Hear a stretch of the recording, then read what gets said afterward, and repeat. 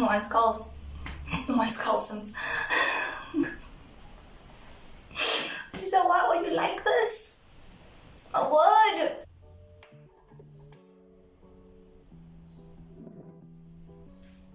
Hey everyone, welcome back. On today's video, we are going to be speaking about culture and the importance of culture in nutrition. Now, this video is going to be part of my Representation Matters as well as my Inclusive Nutrition segment. However, before we start, I say this a lot, but South Africa is quite a unique place, especially regarding its culture. We are a cultural hotpot. We are a melting mess of so many different people from so many different backgrounds. And due to our history, we've sort of formed a unique South African culture that we have and we can all relate to. And we see it in our food as well. Like, for example, So we really are a multicultural and a rainbow nation. However, it's also important to highlight our own individual cultures and heritages, especially in order for us to grow and learn as a nation. So, and before I forget, this doesn't only apply to South Africa, this applies to any place on the planet. It's important to have your own cultural identity as well as a collective cultural identity that makes you able to, that enables you to relate to other people around you, no matter from what background they're from. One's culture and heritage should never be glossed over, especially those of marginalized peoples. Now, when we think of culture, we tend to focus on how one looks, how one speaks, the customs that they follow, their ideologies. And food is sometimes glossed over when we forget that food is just as important to someone's culture and heritage as anything else. And we know, based on colonialism and Eurocentric ideologies, that certain cultures and practices have been demonized over time, and their foods haven't dodged this as well. Now, certain cultures and cuisines have been stereotyped to one word or one image or one dish. For example, now forgetting that one country can have many different cultures and many different dishes. These dishes can even vary geographically or amongst people of different religions or different ideologies. And not only is reducing a culture or a food to one word or one image offensive, it's gaslighting and glossing over what certain communities had to go through in the past. One example I always think of is the idea of spices. The spice war was fought between Portugal and the Netherlands, and many countries were invaded, or many colonized countries were invaded just for their spices. And it was all because certain people saw it as a commodity, not knowing the importance of different spices or the significance different spices have in different cultures.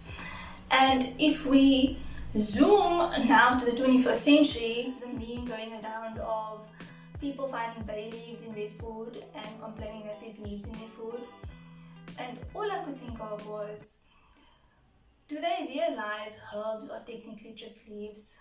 And so is spinach and kale and lettuce. And it hurt my soul, but it also made me really question humanity. Now, it's important to highlight the importance of representation.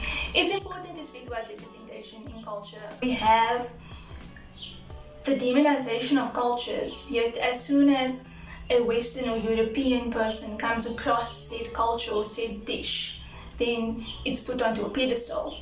And not only is it offensive, but it's fueling that fire of the ideology that certain cultures are not conducive to living a balanced life. And as a dietetic student, it was quite frustrating that a lot of the guidelines and tips we were given were very Eurocentric or westernized.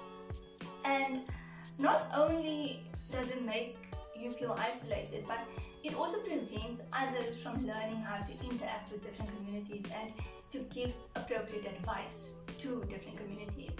I mean, this were some of the tips that were given by a few people that I noticed as a student regarding what to eat when you come from a impoverished area. Yeah. The other problem that I saw regarding the nutritional guidelines we were given, everything was marketed as Eurocentric. And one example that I think of is the Mediterranean diet. Now, the Mediterranean diet is highlighted to be originating from French, Italian, Spanish, and Greek heritage. Now, there is truth in that. However, they're leaving out the fact that the Mediterranean diet isn't just from Europe. It crosses straight through all the way to the Middle East and maybe even a bit further. And how do I know this? Well, when I learned about the Mediterranean diet and I read the guidelines, the first thing that crossed my mind was like, this is what we ate in Saudi. And that's basically the video for today.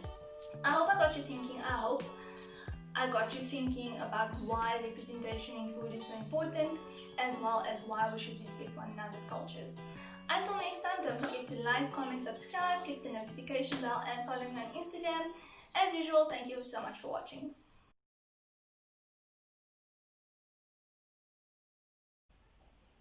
Oh no, I need to cough.